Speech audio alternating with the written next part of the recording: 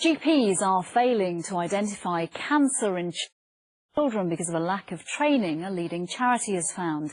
Click Sargent, which provides support to patients and their families, often says there are delays in getting diagnosed despite people seeing their doctor. The charity is calling for greater help for GPs. Peter Smith spoke to one teenager from Essex whose cancer wasn't diagnosed for a year. Like many teenagers, Emily's day starts with her mum calling her down for breakfast. It's the same every day: coffee, toast and tablets. At age 11 I was diagnosed with a Wilms tumour in my kidney, which was cancerous.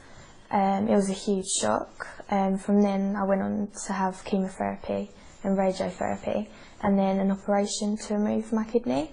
I had half of it at first and then the cancer had spread, so I had to have the whole kidney removed. But the treatment that she believes saved her life was slow in coming. In fact, it took a year of Emily going back and forth to her doctor and local hospital, trying to convince them her symptoms were more serious than a food allergy. Her mum thinks otherwise good doctors simply lacked the skills needed to communicate with the child they were treating. They didn't know what to ask her, what they should ask her, and they just kept looking at me for the answers. So how are you feeling now?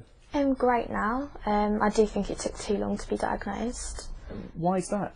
I think that the GPs didn't listen to me as much as they could have done, I think. What did you find when you were going to them? What symptoms were you telling them you have and how were they receiving it? I was having lots of infections and bad stomach pains, but they just seemed to not really listen to me as much as they should have done. How much of it do you think was because you were a young person? I think a lot of it was because of that. I don't think the GPs are trained enough to talk to young people. They would rather talk to the parents instead of the young person. Emily's 17 now, in remission, but she still remembers that pain and the frustration when her complaints fell on deaf ears. She only hopes those GPs admitting they lack the training to identify childhood cancer will now be listened to. Peter Smith, ITV News.